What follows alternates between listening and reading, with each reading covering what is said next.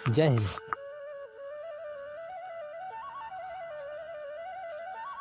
एक दास्तान आपको सुनाते हैं अपनी रियल ज़िंदगी की। शायद आपको अच्छा लगेगा, क्योंकि मैंने भी उस हालात से अपने जीवन में बहुत कुछ सीखा है।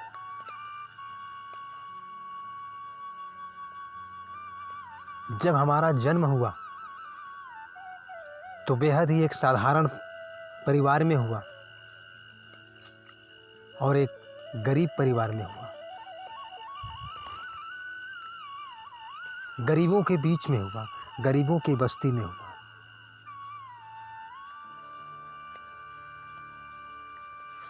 पढ़ाई शिक्षा का स्तर उतना भी ऊंचा तो न था, लेकिन चूंकि हमारा परिवार, हमारे माता पिता शिक्षा को समझते थे, शिक्षा का महत्व जानते थे, इसलिए उन्होंने हमें पढ़ाने का हर प्रसंभव प्रयत्न किया। एक दौर की बात है, जब हम हाई स्कूल में पढ़ रहे थे। एक दिन ऐसा हुआ कि जब हमारे इम्तिहान का घोषणा हो गया, डेट आ गए, एडमिट कार्ड मिल गया, अब परीक्षा देने जाना था। डर लोगों के अंदर तो होता ही है, मेरे अंदर भी था। फिर भी गए परीक्षा देने, चूँकि हम यूं ही अपने मेहनत को बेकार नहीं कर सकते थे। यूं ही अपने माता पिता के आकांक्षाओं पे, महत्वाकांक्षाओं पे, उनकी उम्मीदों पे पानी तो नहीं फेर सकते थे, तो जाना ही था। वहाँ जाने के बाद जब मैं वहाँ गया तो बड़ा ही प्यारा जगह था।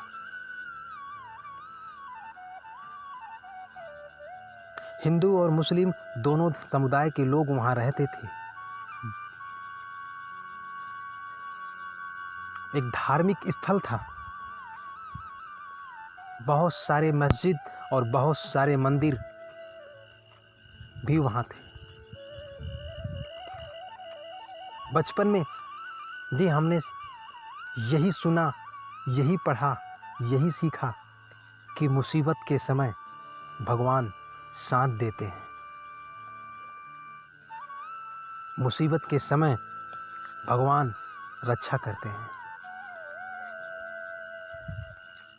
फिर क्या था, हमें भी तो परीक्षा में फेल होने का डर था। तो फिर क्या था कि भगवान से गुहार तो लगाना ही था।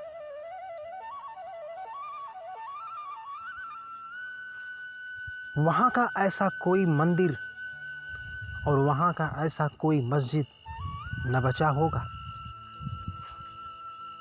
जहाँ हमने अपने सर न झुकाए हों और सजदे न किए हों, दुआ न मांगी हो, मन्नतें न मांगी हो। ऐसा किसी मंदिर में न हुआ,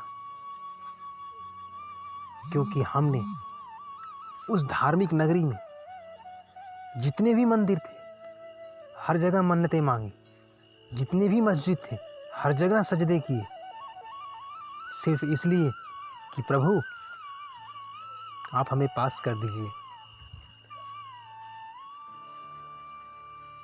और हम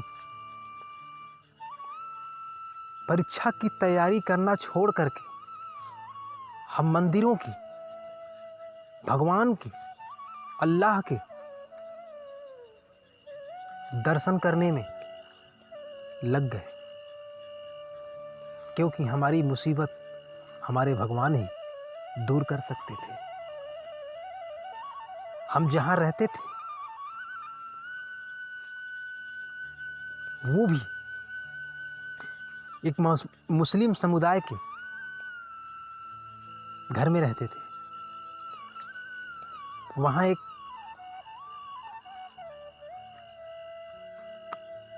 दादी माँ हुआ करती थी। खैर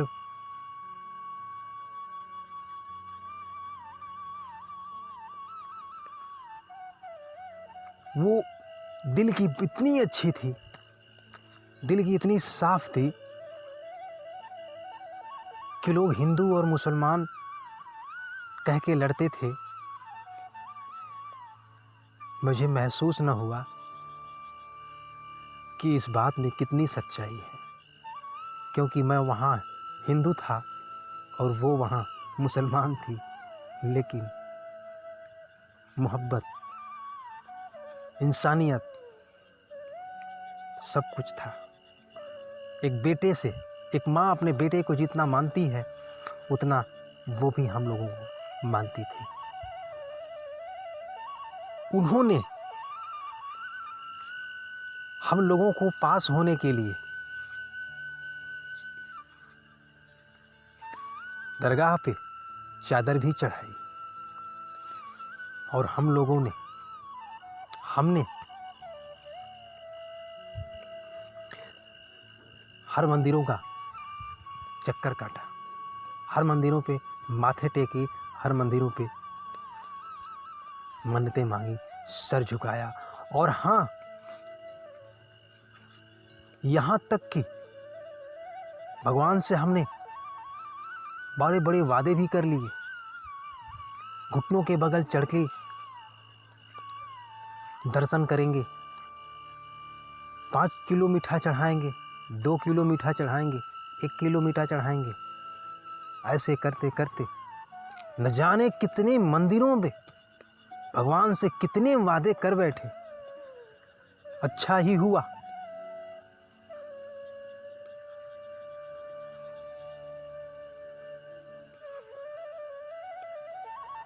कि हमारा परीक्षा का परिणाम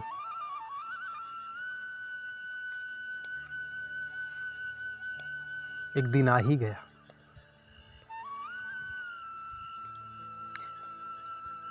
और जब परीक्षा का परिणाम आया तो ईश्वर और भगवान से भरोसा तो उठ ही गया, क्योंकि तब हम फेल हो चुके थे। लेकिन तत्क्षण मुझे एक चीज समझ में आई कि अच्छा ही हुआ कि हम पास न हुए, अन्यथा अगर हम पास हो जाते तो हमने भगवान से उन मंदिरों में जो जो विश को पूरा करने के लिए वादे किए थे हमने, वो शायद हम कभी पूरा न कर पाते। और ये बहुत बड़ी नाइंसाफ़ी होती, बहुत बड़ी बेईमानी होती कि हम भगवान से वादे करके अपने वादे को पूरा न कर पाते, क्योंकि वादे भी इतने बड़े बड़े जो कर लिए थे। अच्छा ही हुआ कि हम फेल हो गए। फिर हमने दूसरे साल मेहनत किया, अच्छा मेहनत किया। मेरा दूसरे साल का एग्ज़ाम सेंटर भी वहीं गया जहाँ की पिछले साल गया था, उसी कॉलेज में गया जहाँ की पिछले साल गया था, उसी रूम में गया जहाँ की पिछले साल था। और जिस टेबल पे बैठा था उसी टेबल पे बैठा।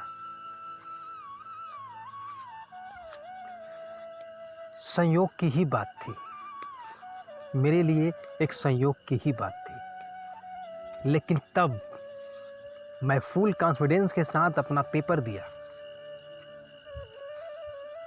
तब इस साल एक भी ऐसा मंदिर न था जहां हमने अपना मत्था टेका हो।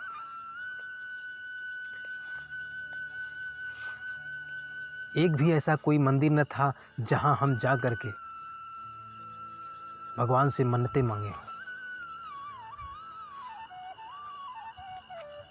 बल्कि उतना टाइम हमने अपने तैयारी में दिया, अपने पढ़ाई में दिया, और मैं फर्स्ट रैंक से पास हुआ।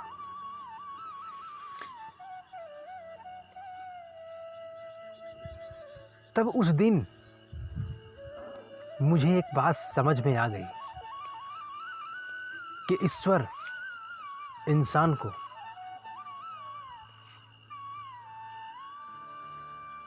सब कुछ देता है, लेकिन जब इंसान खुद मेहनत करने पे आ जाता है, और अगर हम मेहनत ना करें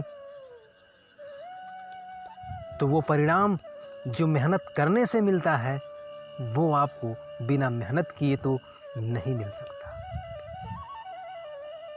वो परिणाम, वो मंजिल, वो कामयाबी जो कड़े संघर्ष से मिलते हैं, आप बिना संघर्ष किए उस चीज को कभी हासिल, उस कामयाबी को, उस शिखर को कभी हासिल नहीं कर सकते।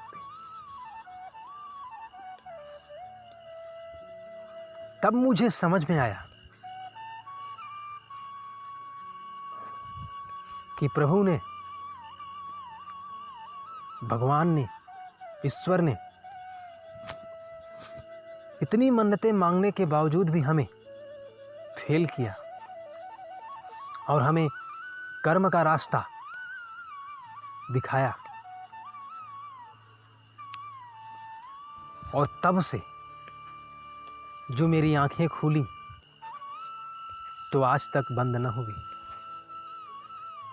उसी कर्म के रास्ते पे चलता रहा, और फिर हम जीवन में कभी फेल न हुए, फिर कभी फेल न हुए।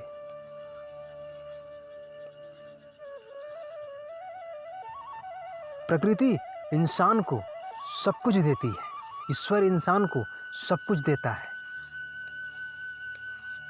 लेकिन उसके लिए आपको संघर्ष का बीज तो बोना ही पड़ेगा।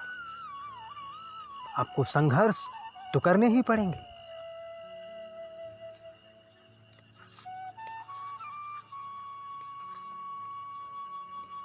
आंधियों को जिद है जहां बिजलियां गिराने की, हमें भी जिद है वहीं आंसियां बनाने की। एक जुनून जब इंसान के अंदर कामयाबी का ठन जाता है, तो किसी ने कहा है कि सच है विपत्ति जब आती है तो कायर को ही दहलाती है। सूरमा विचलित न होते, क्षण एक न धीरज खोते, विघ्नों को गले लगाते हैं, कांटों में राह बनाते हैं। जब मानव जोर लगाता है तो पत्थर भी पानी बन जाता है।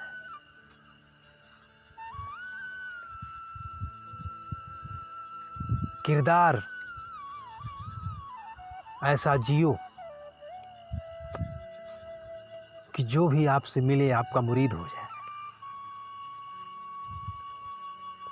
नफरत बांटते फिरोगे तो नफरत ही तो वापस मिलेगा, क्योंकि दुनिया हिसाब किताब में बहुत माहिर है। अच्छे कर्म करेंगे तो परिणाम भी अच्छा ही होगा। इस बात का भरोसा आपको होना चाहिए, क्योंकि यही एकमात्र रास्ता है कि जब आप अच्छे रास्तों का चुनाव करके अपने जीवन में आप एक आदर्श जीवन जी सकते हैं। एक नया इतिहास लिख सकते हैं।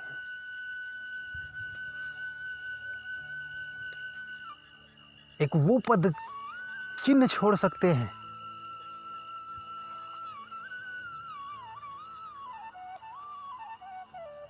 जिसके पीछे दुनिया पागलों की तरह दौड़ती चली आती है। एक वो रास्ता बनाते हैं जिस रास्ते पे दुनिया चलकर उसके आगे का मार्ग प्रशस्त करती है। आने वाले भविष्य को, आने वाले कल को एक नया इतिहास हम तभी दे सकते हैं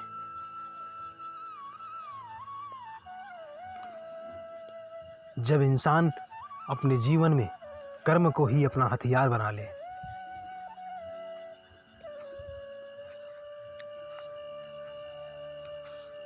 कुछ भी आप हासिल करना चाहो, आपको मेहनत ही करना पड़ेगा, संघर्ष ही करना पड़ेगा, बुरे हालातों से लड़ना ही पड़ेगा, जूझना ही पड़ेगा, लंबी रातों से। ऐसे आप मंजिल को बैठ करके इंतजार नहीं कर सकते। यहां किसी के पास इतना समय नहीं कि वो आपको समय दे सके, क्योंकि समय के पास भी इतना समय नहीं कि वो आपको समय दे सके। हमें आज में जिंदगी जीनी होगी, हमें आज में ही गलती करनी होगी, हमें आज में ही सीखनी होगी और हमें आज में ही आगे बढ़ना होगा। और हमेशा हमें आज में ही अपने कारनामे को, अपने संघर्ष को गले लगाते हुए अपने मंजिल को पाना होगा, क्योंकि हम इंसान हैं और इंसान कुछ भी हासिल कर सकता है, कुछ भी हासिल कर सकता है, सब कुछ हासिल कर सकता है, सब कुछ। जय हिंद।